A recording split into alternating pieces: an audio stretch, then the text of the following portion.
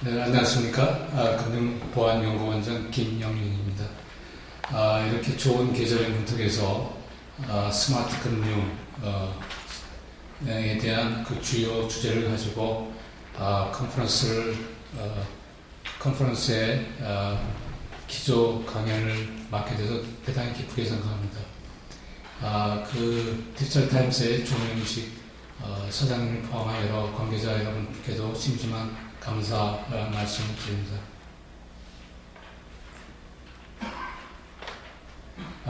오늘 제가 말씀드릴 순서는 최근에 그 금융 IT 환경 변화에 초점을 맞춰서 설명을 드리고 거기에 대한 여러 가지 그 보안상에 우리가 어떻게 대응할 것인지에 대한 주요 논점에 대해서 얘기를 한 다음에 최근에 이제 저희 그 금융회사가 가지고 있는 여러 가지 현안에 대해서 말씀드리고자 합니다. 특히 그 금융 IT 환경 변화에 대해서는 최근에 이제 여러분께서 여러 신문지상에서도 접했을 거고 또 여러 연구기관에서 발표한 이 금융 결제 시스템에 대한 변화, 급격한 변화에 대해서 초점을 맞춰서 말씀드리고자 합니다.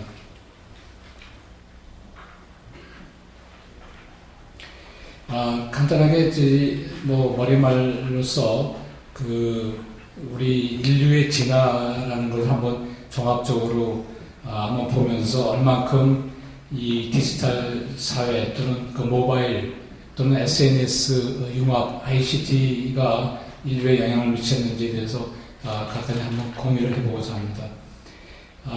인류가 직립보행을 하는 원인이 된 거는 보통 한 200만 년 전이라고 합니다. 유전적 진화에 의해서 2차 진화로 보여지고, 그 다음에 이제 호모 사피엔스, 호모 루덴스, 이 놀이 또는 학습에 의한 진화는 20만 년 전부터 시작돼서 지금까지도 계속 진화되고 있다고 이렇게 얘기들을 하고 있습니다.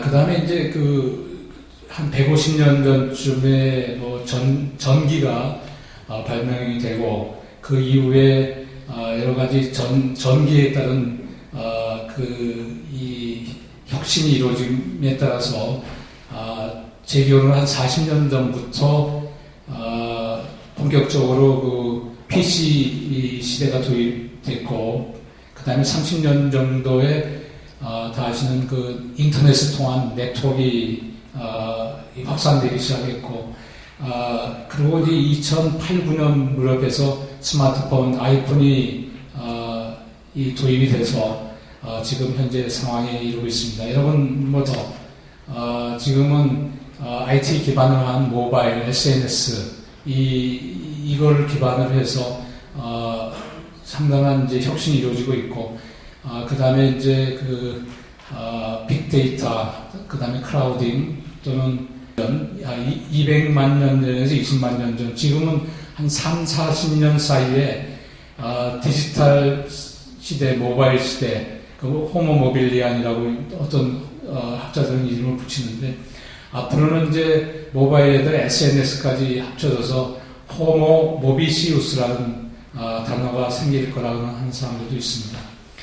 재밌는 거 하나는 여러분들이 구글 글래스 선전 문구에 들어가 보시면 이런 표현들이 있습니다.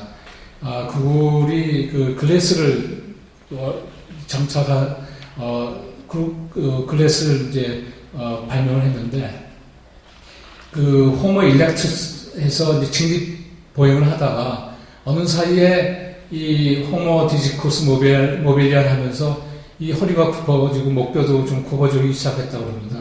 근데 자기네들은 구글을 만들어 해서 다시 직립 보행을 할 수 있게 했다는 문구를 아주 멋있게 만들어서 광고를 한 게 생각이 납니다. 하여튼 이 정도로 저희들의 생활에 있어서 뒤에 이제 빅데이터나 또는 IoT에 대해서는 어떻게 보완해야 될지 설명하면서 다시 한번 말씀을 드리겠습니다.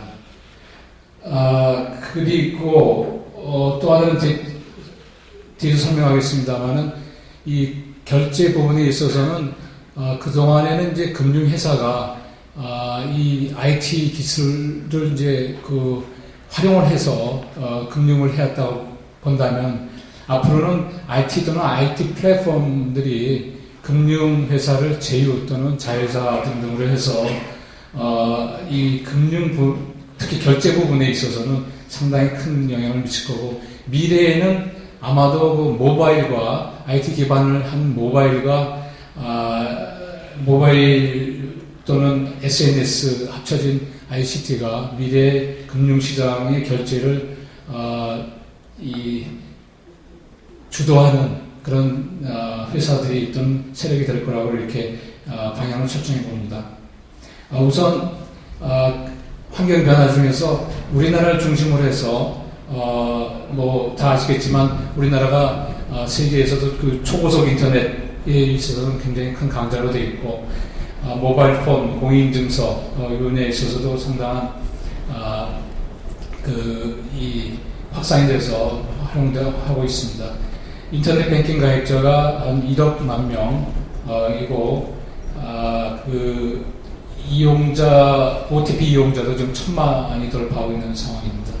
전자금융에 있어서는 우리나라가 IT 기반을 해서 상당히 나름대로는 그 거래, 이체 이런 부분에 있어서는 상당히 이 앞서 나가고 있다 이렇게 말씀드릴 수가 있겠습니다. 인터넷 뱅킹 건수도 보면 일평균 35조 어마어마한 숫자입니다. 우리 경제 규모에 비해서는. 그 다음에 스마트폰 뱅킹도 1조 한 7천억 원 하루에 이 정도면 이 엄청난 그 건수고 또 이용 금액이라고 이렇게 판단이 됩니다. 그리고 이제 지금 현재 우리 금융회사가 활용하고 있는 여러 가지 그 전자금융 서비스를 볼 때 거의 그 선진국 수준과 거의 비슷한 정도의 모든 이 서비스를 제공하고 있다가 보여집니다. 특히 은행 부분에 있어서의 그 ATM 뱅킹이라든지 스마트 브랜치는 이미 도입됐고 뱅크 원래 카카오도 지금 기술 심의를 거쳐서 조만간 도입될 거라고 이렇게 보여집니다. 카드 부분에 있어서는 더더군다나 이제 상당히 앞서 나가는 여러 가지 그 결제 서비스를 가지고 있습니다. 최근에는 이제 그 토큰 결제 서비스까지 도입을 해서 운영을 하고 있고요. 그 다음에 증권 분야에 있어서도 모바일 트레이딩 서비스까지 지금 나름대로는 도입돼서 거의 그 집에서도 홈 트레이딩뿐만 아니라 모바일까지도 나름대로는 트레이딩 할 수 있는 그런 여건이 되어 있다고 봅니다. 보험도 나름대로는 어느 정도는 그 국제 경쟁력을 가질 수 있을 정도의 서비스는 진전되고 있다고 보여집니다. 그러면 이제 그 최근에 이런 여러 가지 금융회사들의 서비스들은 나름대로 그 글로벌 금융회사 경쟁에서도 그게 크지지 않다고 하는데 최근에 이제 이 전자지급 결제에 대해서 우리가 관심이 굉장히 쏠리게 됐습니다.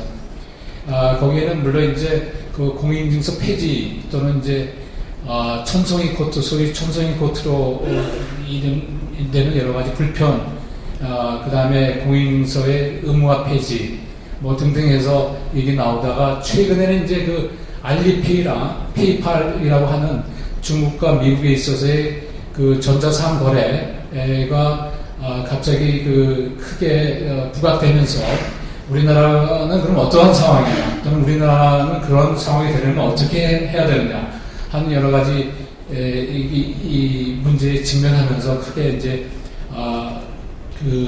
나름대로는 크게 부각이 되고 있습니다. 한마디로 말해서 저희는 그동안에 이 부분에 있어서 규제가 너무 심했고 그래서 상당히 뒤처져 있다.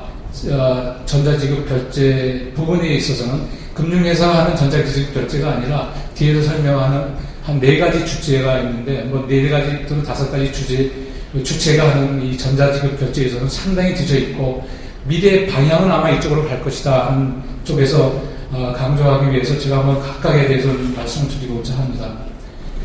직구, 여러분들 뭐 직구는 아마존 우리나라에서 제일 많이 쓰는 거고, 역직구는 지금 최근에 허가된 게 이제 알리페이, 중국인들이 사용하는 역직구에 대해서는 나름대로 허가를 했다고 이렇게 보여집니다.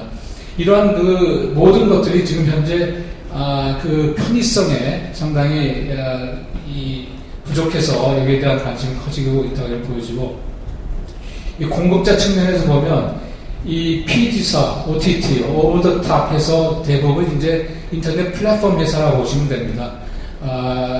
그 다음에 이제 통신사, 카드사, 이 4개 회사가 지금 엄청난 경쟁을 가지고 지금 해외에서는 경쟁을 하고 있고, 이 회사들은 특히 SNS 기반 또는 이 OTT 같은 경우는 그 소셜 네트워크 기반을 가지고 무섭게 지급 결제 시장을 파고들고 있다고 이렇게 보시면 될 것 같고요. 여기는 대부분 이 소비자의 편의성, 소비자 보호를 바탕으로 해서 상당히 거래가 확대되고 있다고 보여집니다. 그럼 규제 측면에서 보면 이게 금융 규제가 상당히 우리나라에 상당히 심해서 여기 지금 완화하고 있는 상황이고, 한 가지 예를 보면 페이팔 같은 경우는 사실 우리나라의 PG 업체 플러스 에스크로, 그 다음에 이제 선불 거래 업까지 공통적으로 하고 있는데, 우리나라는 사실 보면 전자금융 거래법과 규정에서 보면 그 각각에 대해서 다 규제가 있습니다. 그래서 사실은 우리나라 PG사 하나만의 기능 가지고도 이걸 해결할 수 없기 때문에 전반적인 금융 규제가 완화돼야지 이런 페이팔과 알리페이 등등과 같이 경쟁할 수 있을 거다 하는 컨센서스가 지금 이루어지고 있다고 이렇게 생각하시면 될 것 같습니다. 하나하나 좀 살펴보면 4개 또는 5개의 플레이어들이 있는데, PG사입니다. 지금 초점이 되고 있는 페이팔, 알리페이, 그 다음에 우리나라는 이제 PG사들이 열악하지만 이니시스, LG 플러스, 한국사이버결제 회사들이 있습니다. 이 페이팔에서는 아까도 말씀드렸습니다만 이런 PG 기능 외에 뭐 에스크로 기능도 있고 선불 거래 기능이 있어서 우리나라의 PG사보다는 상당히 많은 부분의 역할을 할 수 있고, 거의 한 10여 년 동안 이런 뒤에 설명하겠습니다. FDS 시스템을 가동하면서 이 사용자 기반을 나름대로 넓혀왔다고 이렇게 하시면 될 것 같고, 이게 이제 문제는 글로벌 서비스화되고 우리나라에까지 지금 진출하려고, 금융업에 진출하려고 그 영역을 좀 넓히고 있다 이렇게 보시면 될 것 같고, 그 다음에 이제 또 하나의 그 플레이어들 중에 보면 카드사는 이제 기존의 여러 가지 카드 결제를 가지고 전통적인 결제 주도권을 가지고 하고 있고, 비자, 마스터가 키플레이어, 글로벌하게 키플레이어입니다. 그래서 이제 지급결제의 전통적인 지급결제인데, 이제 여기도 새로운 방향을 모색하지 않으면 상당히 이제 지금 어려운 수세에 몰려있다 이렇게 보시면 될 것 같고, 그 다음에 이제 통신사. 이 통신사는 이제 이 단말기 제조에 대한 영향을 가지고 나름대로 상당히 갑의 위치에서 이 지급결제 시장에 참여했는데, 특히 이 보다폰 같은 경우는 이 중동, 아프리카, 특히 아프리카에서부터 시작을 해서 중동 이 분야에 상당히 큰 영향을 미칩니다.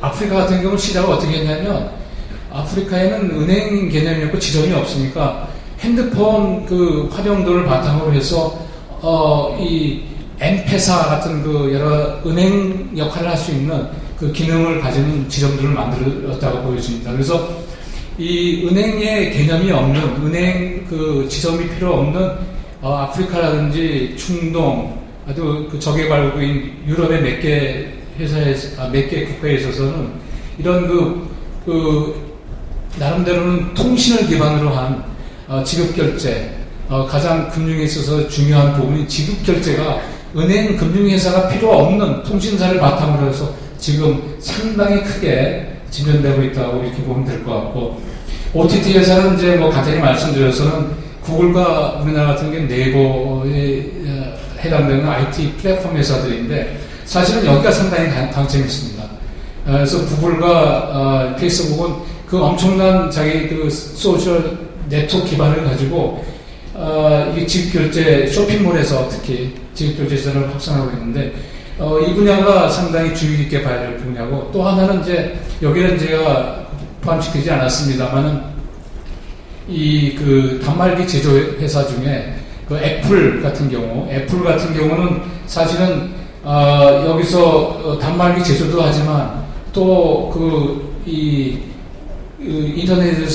인터넷에서의 그 여러 가지 상거래도 하고, 그 다음에 이 여러 가지 그 통신 기능도 또 나름대로 가질 수 있고 해서 그 애플 이런 회사들이 향후에 아마 이 금융시장에 크게 대두할 가능성이 있고, 그것과 같은 방향이라면 우리나라에서도 큰 그 단말기 제조 업체들도 관심을 지금 한창 가지고 있다고 이렇게 판단이 됩니다. 그래서 이 네 개 키 플레이어들, 특히 OTT사와 그 다음에 이제 저개발국에 있어서의 통신사, 그 다음에 이제 애플 같은 엄청난 그 규모와 기반을 가지고 있는 이 제조업체, 이런 회사들이 앞으로 이 금융 결제 시장을 아마 선도할 거라고 이렇게 생각을 하셔야 될 것 같습니다.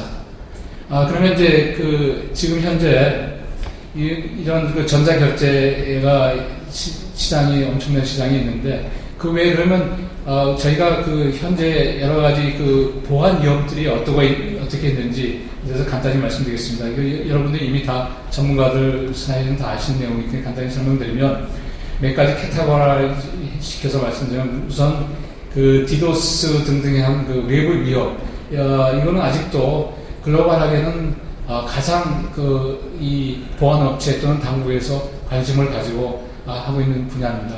우리나라 같은 경우는 이제 이 정보원에서 국정원에서 나름대로 이 분야에 대해서 상당히 관심을 가지고 있고, 이거는 우리나라 그 국가 안보 차원에서도 상당히 크게 관심이 초점이 된다고 이렇게 보여집니다.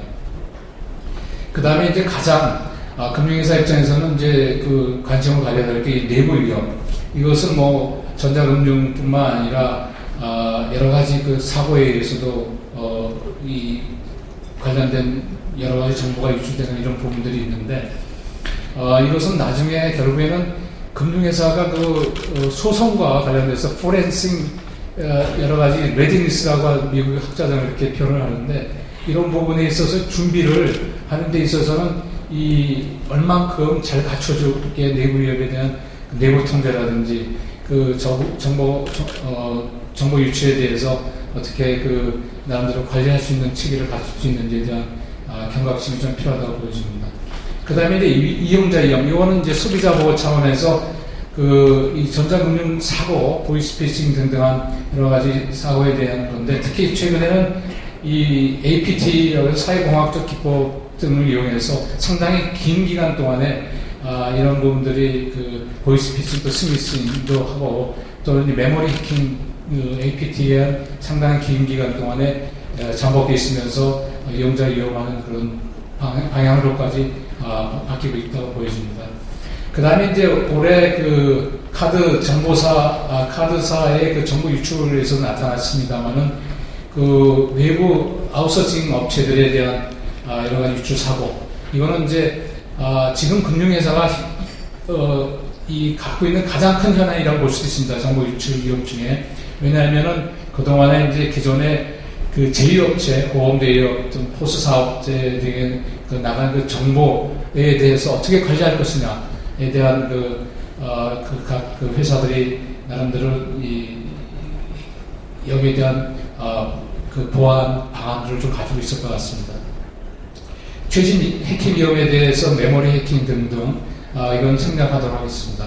그 다음에 해킹 위험 등에 대해서 명의 도용, 그것도 이제 스마트폰에 의한, 아이폰과 안드로이드 폰에 의한 여러 가지 해킹 사고들에 대해서는 여러분들 다 아실 것 같아서 생략을 하도록 하겠습니다.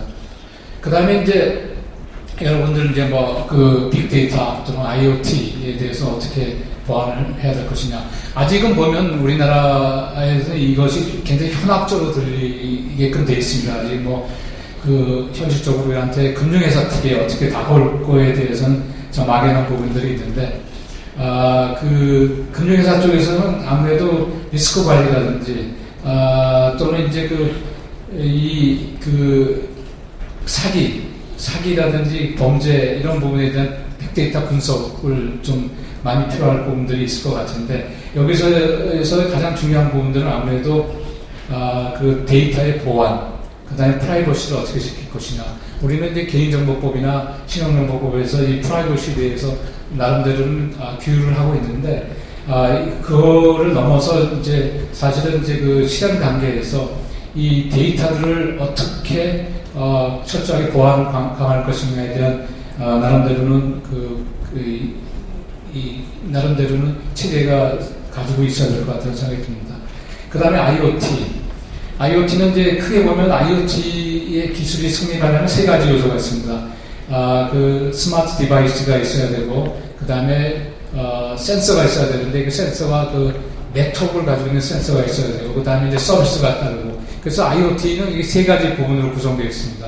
디바이스, 스마트 디바이스가 있어야 되고, 보안을 담보할 수 있느냐, 이 부분에 대한 이제 그 인증이 굉장히 중요할 것 같고요. 그 다음에 서비스 부분에 있어서는 기존에 각각 그 금융회사에서 하고 있는 이런 여러 가지 그 보안 기술들이 포함된다고 이렇게 보시면 될 것 같습니다. 그래서 이제 지금 그 종합적으로 볼 때 전자금융의 그 보안을 위협하는 여러 가지 보안을 위협하는 여러 가지 환경들이 있고, 거기에 대해서 또 보안을 위협하는 기술들이 있고, 또 그 보안을 방어하는 기술들이 있고, 이렇게 정리를 해볼 수가 있겠습니다. 그래서 지금 최근에 아무래도 가장 강조가 되어 부분들은 전통적인 그 인증 기술과 암호 기술 이 부분도 있지만, 다섯 번째는 모니터링과 그 사고 대응 복구, 여덟 번째는 사고 대응 복구, 이게 이제 한 세트로 움직이는데, 특히 이제 사고 대응 복구에 있어서는 기존의 그 개념보다는 이제는 사고 이후에 얼만큼 그 보건력을 가지고 그걸 즉각 대응할 수 있느냐, 이게 굉장히 중요할 수밖에 없습니다. 그 해킹이라는 건 어차피 있을 수밖에 없고, 사고가 난다면 거기에 대한 대응이 어느 정도 빨리 복원할 수 있느냐에 대한 이 체제가 중요하다는 그런 것을 강조할 수 있을 거고, 또한 아까 말씀드린 그 포렌식에 대한 그 나름대로는 준비가 가지고 있어야지 나중에 이제 사후에 여러 가지 그 위험 부담 또는 책임 분담 또 손실 분담에 대해서 대응할 수 있을 거라고 이렇게 봅니다.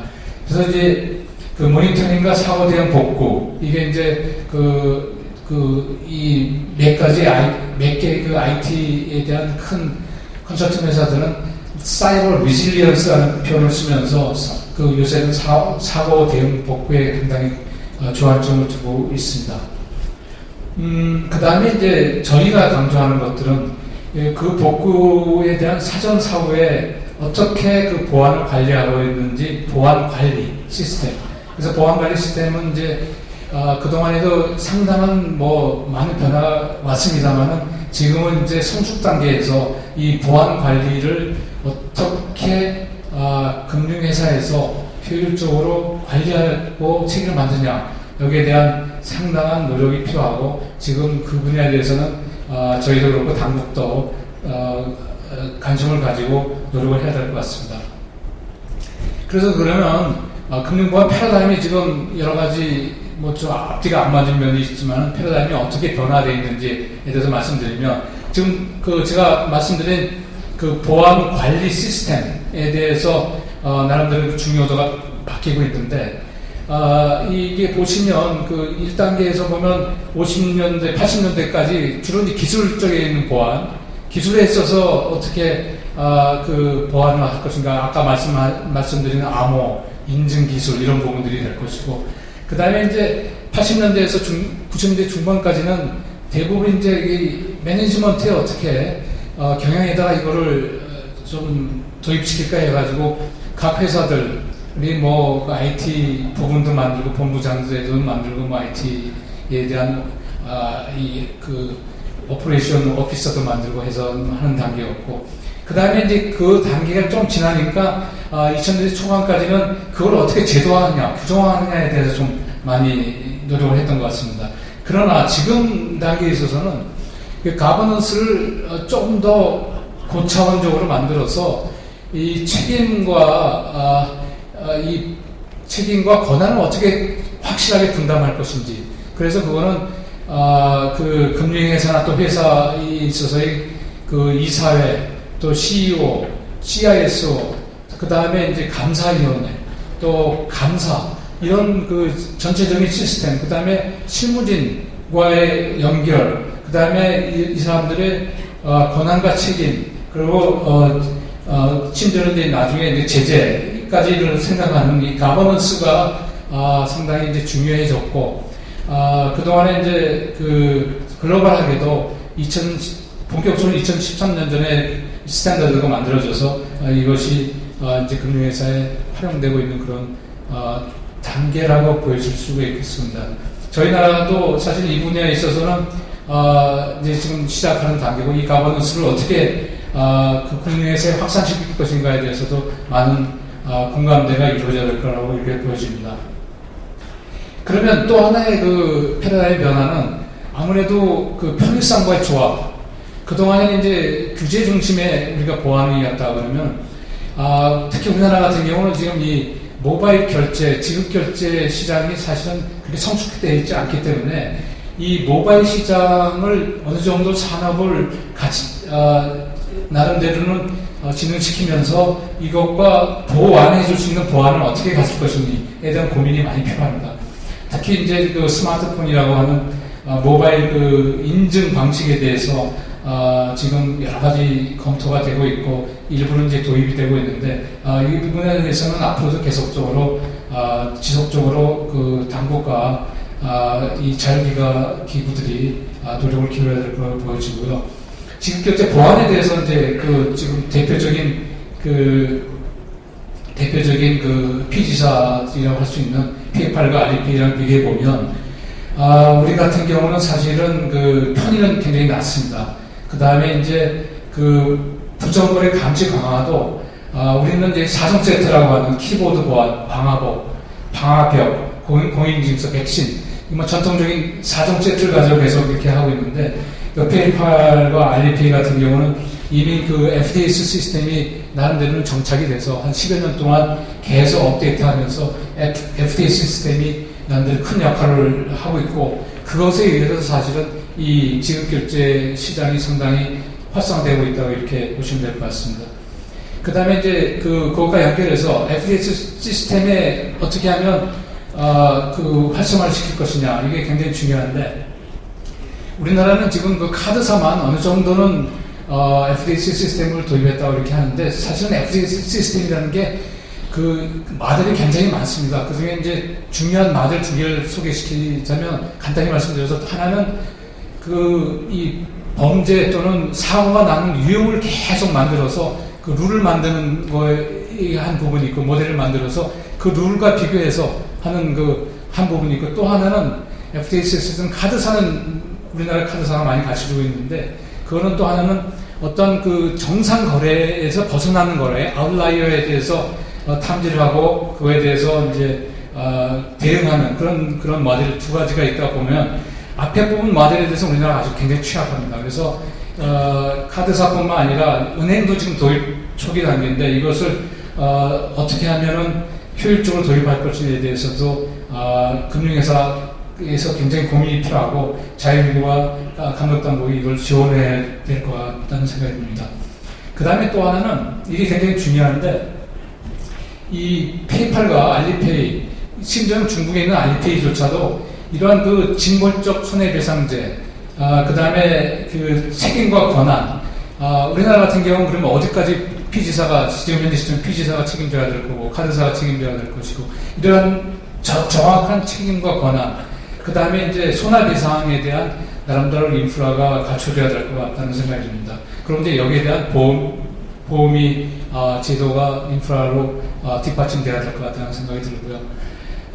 지금 최근에 이제 그 주요 보안 현안에 대해서는 시간이 거의 다 돼서 간단히 말씀드리면, 크게 보면 암호화 이슈가 있고요. 그 다음에 이상금융 거래 시스템 구축 문제가 있고, 망분리 문제가 있고, 그 다음에 이제 그 금융권 관리 체계 ISMS가 미래부 산하에 있는데 이걸 금융 쪽에 어떻게 도입을 해서 그 보안 관리 쪽을 강화시킬 수 있는지에 대한 나름대로의 그 논의가 있다고 이렇게 이해하시면 될 것 같고요. 그래서 이제 마지막 맺은 말로서 제가 이제 강의할 때마다 몇 가지를 말씀드립니다. 하나는 이제 계속해서 얘기되는 게 보안에는 공짜가 없다. 그래서 투자를 하자. 근데 이제 그건 투자를 하자는 거는 옛날 얘기고, 이제는 확실하게 비용으로 계산을 해서 예산에 확실하게 반영을 하자. 그렇게 또 얘기가 됐습니다. 예전에는 저도 그냥 그럼 투자의 개념을 갖자. 그렇게 하지 말고 이제는 아예 비용으로 계산해서 확실하게 예산에 반영을 하자. 그런 얘기를 드릴 수 있을 것 같고요. 그 다음에 또 하나는 제가 이제 몇 군데 칼럼에서 썼습니다만, 이 보안이라는 게 이 모든 그 개개인 이 금융회사뿐만 아니라 관련 회사들의 직원들이 생활을 하자. 그래서 이걸 문화시키는 참 어려운 얘기입니다만, 문화 컬처를 만들자. 회사에서도 보안이라는 게 사실은 각각 거래에 이제 각각이 다 연결이 되고, 특히 이 지급결제 부분에 있어서는 각각 거래랑 밀접하게 연결이 되니까 이것을 어떻게 하면 우리가 생활화시킬 수 있는 문화를 만들 수 있느냐, 이 부분이 중요할 것 같고요. 그 다음에 또 하나는 이제 제가 아까 말씀드렸습니다만은, 이 사고는 어차피 날 수밖에 없다. 날 수밖에 없으면 그 다음 단계가 그거를 어떻게 복원시킬 수 있느냐. 이거는 세월호 사건도 뭐 마찬가지입니다만, 어떻게 하면 빨리 복원할 수 있느냐에 대한 초점을 기존에도 있었습니다만 조금 더 관심을 가지고 이 분야에 대해서 할 수 있는 상황을 만들어야 된다 하면서 가장 중요한 게 가버넌스 체계에 관련해서 책임과 권한을 분명히 하자를 제가 그렇게 강조하고 싶습니다. 두서없이 말씀드렸습니다만, 앞으로 오후에도 좋은 여러 가지 컨퍼런스 강좌가 있는 걸로 알고 있는데, 좋은 여러분들의 소기 성과를 거두시기를 바라면서 저는 이걸 저희 강연을 끝내도록 하겠습니다. 감사합니다.